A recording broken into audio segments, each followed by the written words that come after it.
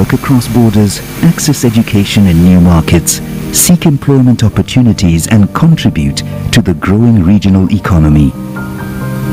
Came here since January to study English languages in Makerere University. The first thing, the people there are friendly to us. We are the foreigners come from Sudan, and they teach us the benefit. Before I came here, I cannot be able to contact with people. I cannot be able to communicate with the people. Jumuiya ya Afrika Mashariki imetusaidia sana, imetuunganisha na imetuleta pamoja na nchi mbalimbali. Kwa mfano hapa shuleni kwetu Arusha Meru tuna wanafunzi kutoka nchi mbalimbali, tuna wanafunzi kutoka Kenya, tuna wanafunzi kutoka Uganda, Rwanda, na imetuleta pamoja, imetuweka pamoja na imetufanya tushare elimu yetu kwa pamoja. Naomba jumuiya iendelee ili tuweze kuunganisha mshikamano wetu. Tourism has flourished as East Africa has been marketed as a single destination, attracting visitors from around the globe. The regional infrastructure has transformed the way people and goods move, as well as efficiency of services offered. We've been able to connect people through establishing 10 regional corridors, and a lot of development has gone through these corridors. The corridors total to about 15,000 kilometers, and out of that EAC has been in the 25 years able to add about 5,000 kilometers onto the network, in addition to the efforts of partner states. East African Community, together with their partner states, are planning another 4,000 kilometers of standard gauge railway, in addition to the rehabilitation of the meter gauge railways, which was established during the colonial times.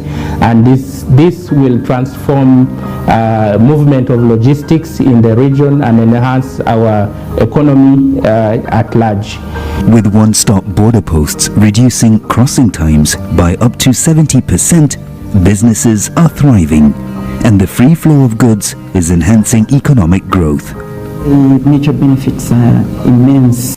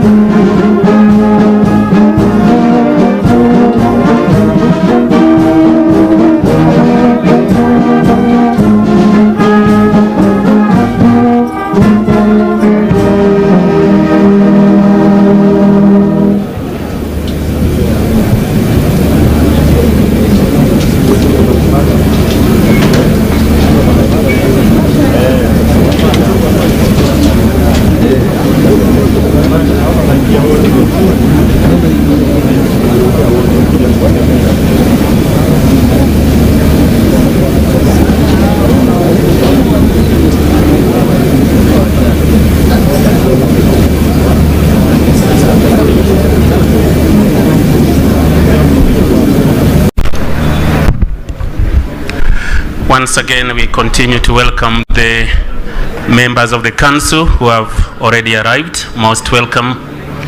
The members of the coordination committee and other permanent secretaries present. All distinguished guests, karibuni sana.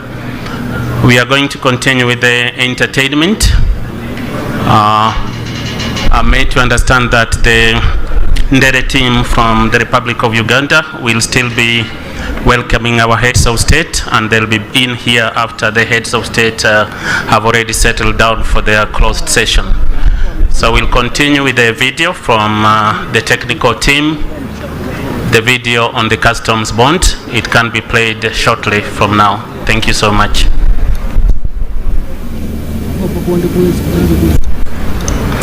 The technical team at the back, the chance is yours for the customs bond video. Thank you.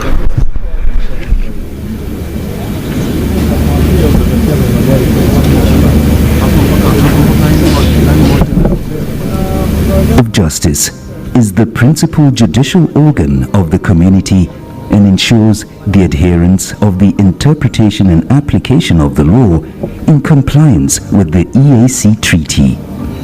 Now we have almost 2 cases which have been filed by one party United States against another party United States. So we have received almost only 2 cases filed by a party United States against a party United States within these 23 years.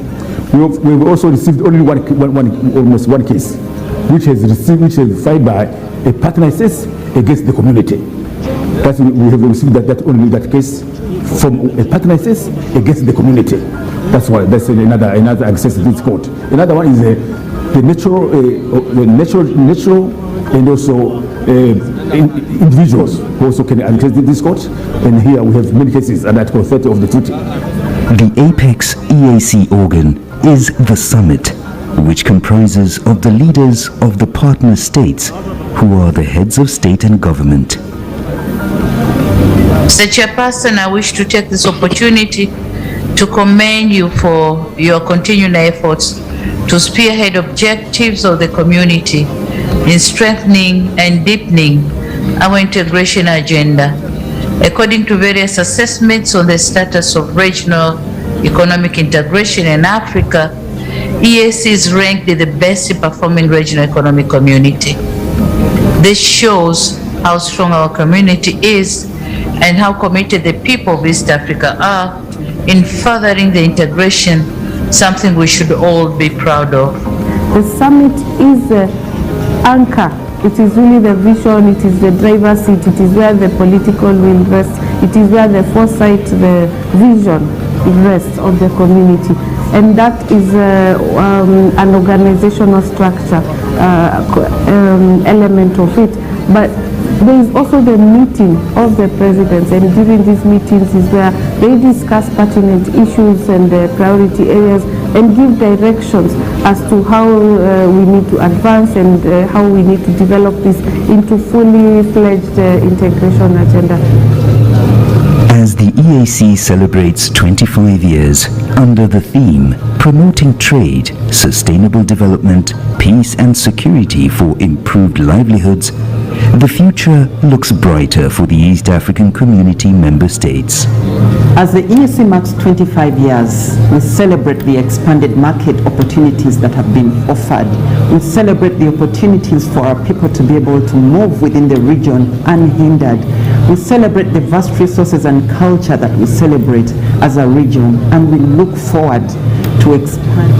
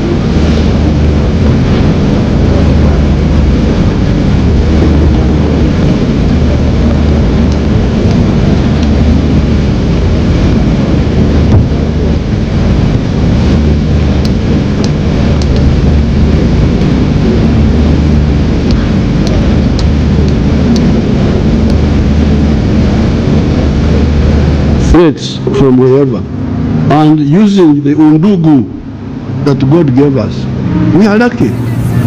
All these people we are talking about are either similar or the same. And in the case of East Africa, we have got even Swahili, which is a common language. Kenya is invested in supporting the peace, the security, the stability of our region, and we will spare no effort in deploying our capabilities, our abilities to secure our region as we focus on what helps us to grow.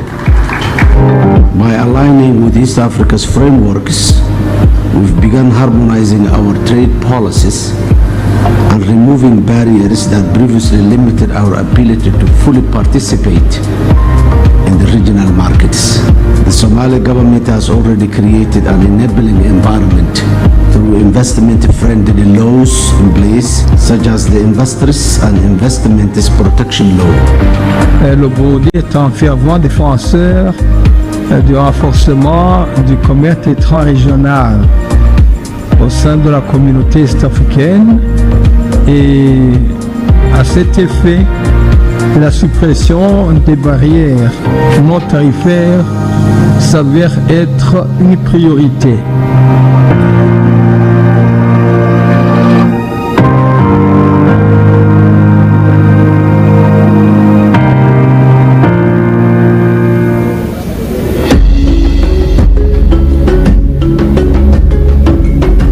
Encountering an NTB?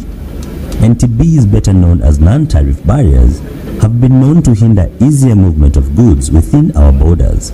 And with these challenges, the ESC has introduced a new app, the NTB Reporting App, where reporting and monitoring of NTBs has been made much easier. With the different initiatives that we have undertaken to facilitate trade, we have seen an increase in intra-ESC trade by 13.4%. That is from $65 billion in 2021 to $74.1 billion in 2022.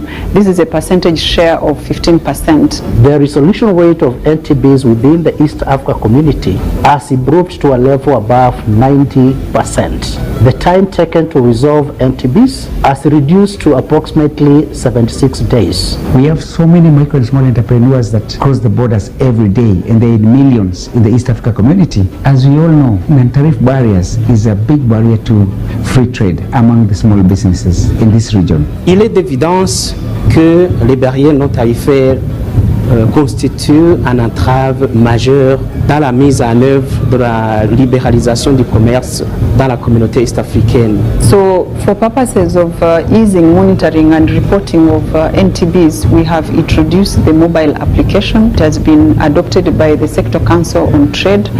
Some of the categories that you can report using the NTB app include and are not limited to administrative issues,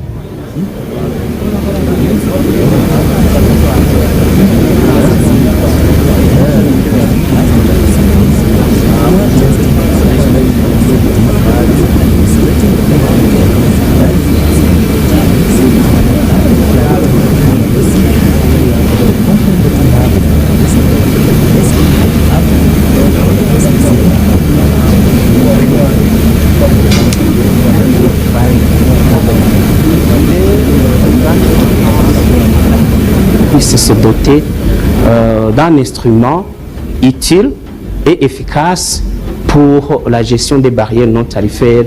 This NTB hub is going to be a game changer within the East Africa community, simply because it is going to enable the traders to timely use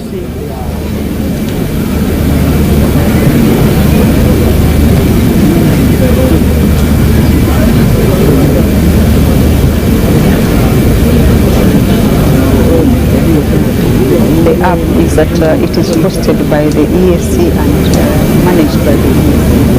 So it will be easy for us to administer in terms of receiving and reporting the NTBs. Et de ce fait, cette application permet donc aux commerçants de suivre l'état des lieux de la plainte qui est déclarée. It will be very helpful in terms of having a central point of view to see what has been reported and what is on ground.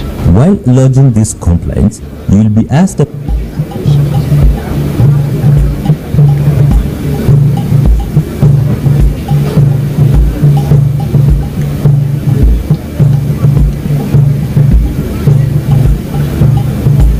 My name is Annette Semwemba.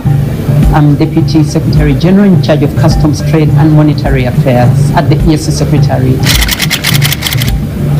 Substantially, from manual processes to initiatives now that embrace technology fully. For example, I recall from many years back, paperwork was manual. Now there's no more paperwork. It's all electronic regional cargo tracking systems. All these are interventions that didn't exist back in the day, but now support and facilitate customs to be able to do their work. The future is very bright. We have witnessed reduced turnaround times. We have witnessed a reduction in the cost of doing business. I can safely say that we will continue to experience even more benefits. Our trade facilitation initiatives will continue to be deepened, and this region will continue to prosper as an investment and business destination. My message would be further collaboration to identify what are the key areas that could be further enhanced in terms of deepening trade facilitation, and what resources development partners could make available to be able to support us and deliver on those areas that would have been identified.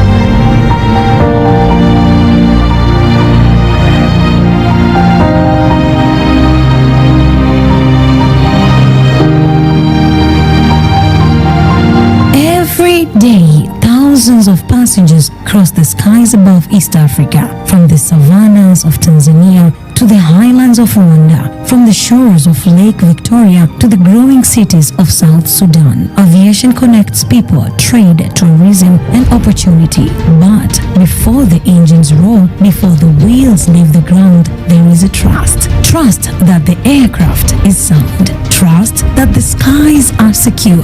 Trust that someone, somewhere, has done the unseen work. Across the vast landscape of East Africa, from lakes to savannas, from growing cities to remote airstrips, aviation is more than movement. It's a connection, it's lifeline, and it's hope.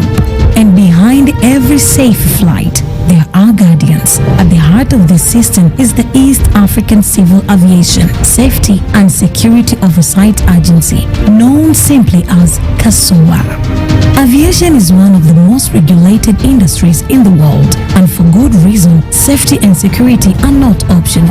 Globally, aviation standards are guided by the International Civil Aviation Organization, a United Nations agency that sets the rules for safe and secure international air transport. For East African nations, aligning with these global standards is critical and mandatory, not only to protect lives, but to ensure airlines can operate internationally, attract investment, and build confidence in the region's aviation system. That's where CASOA comes in.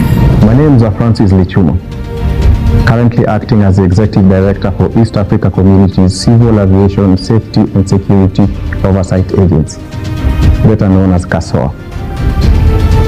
As air traffic increased in the region and aviation systems expanded, the EAC partner states recognized a shared challenge that of maintaining high safety and security standards across borders. Rather than working in isolation, the partner states chose collaboration, and thus KASOA was established in the year 2007 as a specialized institution of the community, a shared shield for shared skies. The agency was created to support the harmonization of aviation regulations, provide technical support to partner states, and strengthen oversight capacity across the community. KASOA's work is highly technical, but its impact is deeply humane. Primarily, the agency assists partner states in meeting their safety and oversight obligation and responsibilities under the Chicago Convention and its annexes. Second, the agency supports the development and harmonization of civil aviation regulation. Third, the agency provides training and capacity building of experts in Some the industry. attention please, ladies and gentlemen. Technical As the video goes on, I just want to announce that we have refreshments in the room here, so we'll start so that we avoid confusion. We'll start with the high table. Our dignitaries, the first 3 rows, you can go into the hall as we wait for the summit to do their closed session, so that you have some refreshments and come back, and then we go row by row. Many thanks. You can proceed if you wish. Thank you.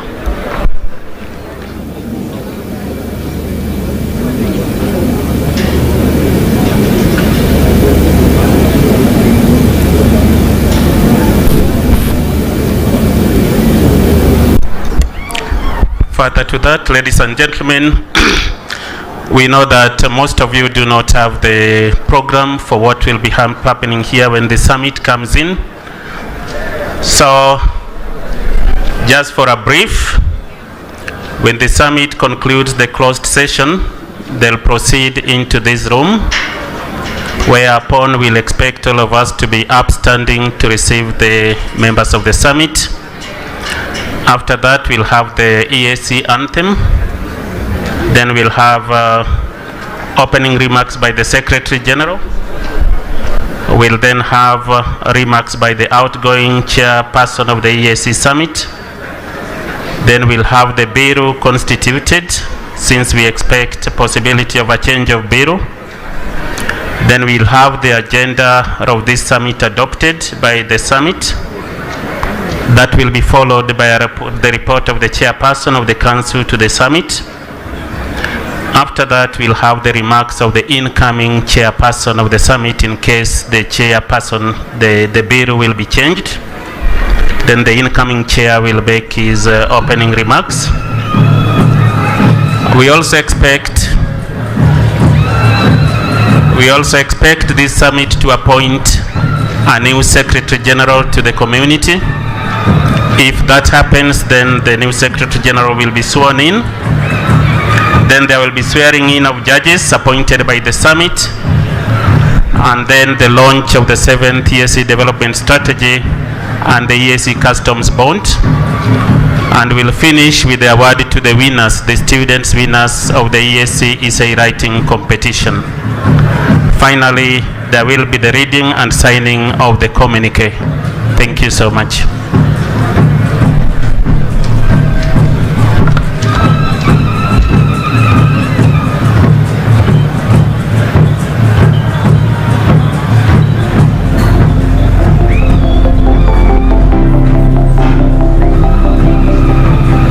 In 2009, the East African Legislative Assembly passed the Inter-University Council for East Africa Act 2009.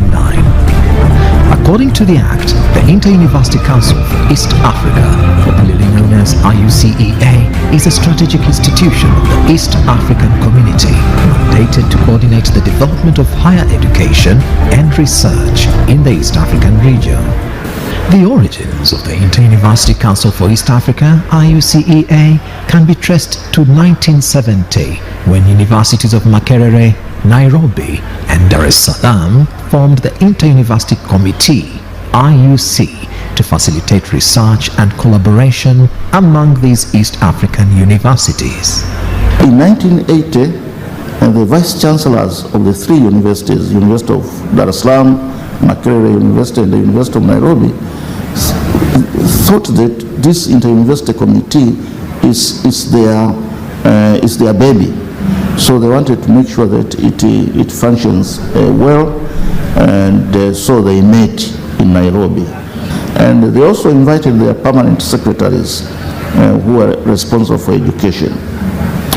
And in that meeting they resolved to strengthen that cooperation and to change the name of the Inter-University Committee into the Inter-University Council for East Africa.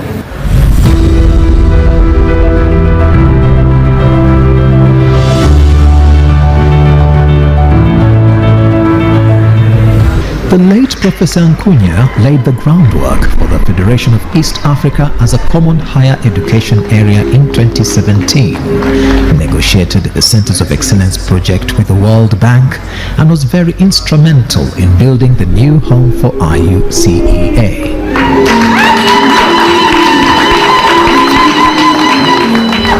He also played a pivotal role in the development of a number of tools that inform quality assurance and qualification framework in communities. Such instruments and tools were fully supported by the IUCEA, and as a result, the East African Community was declared a common higher education area in May 2017.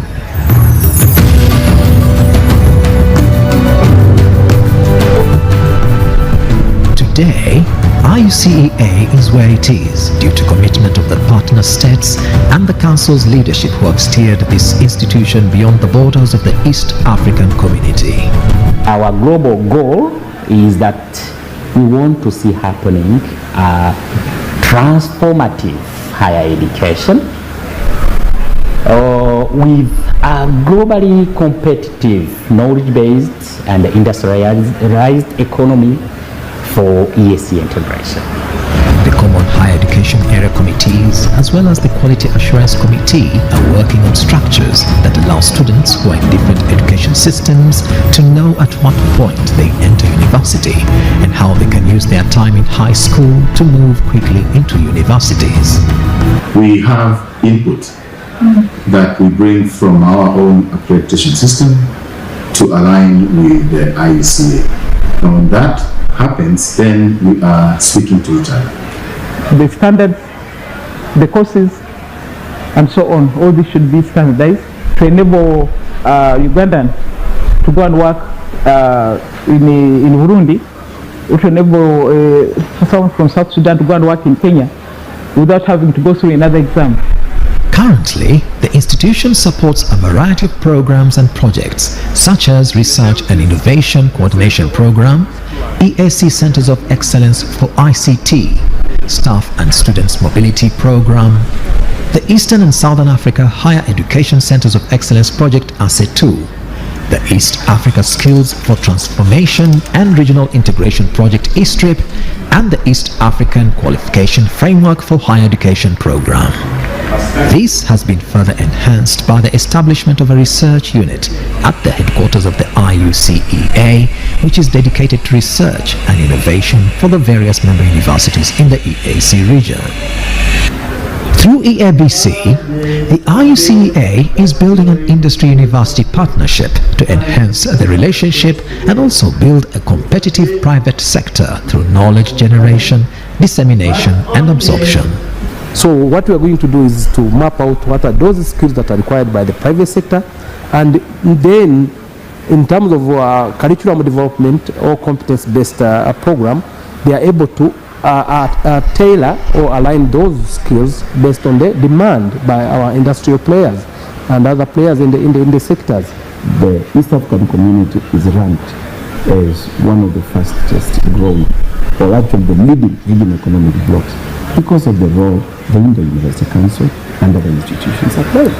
Looking at the successes that the IUC has done is to say this is a body we need to strengthen even further so that it can help us to ensure quality in the higher. Our distinguished guests, partner state delegates, tafadhalini, we have refreshments for you, so kindly proceed. The top lines, the first 4 seats, please go for the refreshments. The members of the council could still be in, members of the coordination committee, all partner state delegates, heads of EAC organs and institutions, please go for the refreshments. Then we have the rest of the team, including the brass band. You've been doing a good job. After that, you proceed also to get your refreshments. Thank you so much and welcome.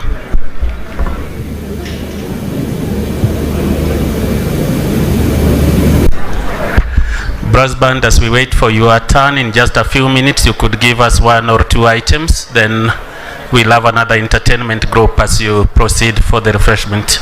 Thank you.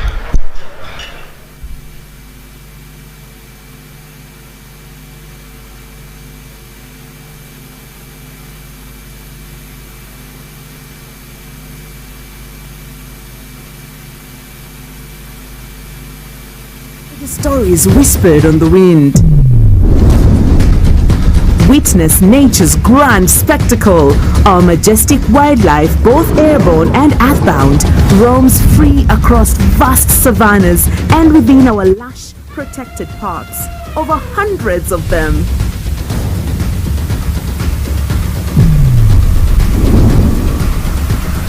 Behold the awe-inspiring Great Migration, a breathtaking ballet of life unfolding before your very eyes.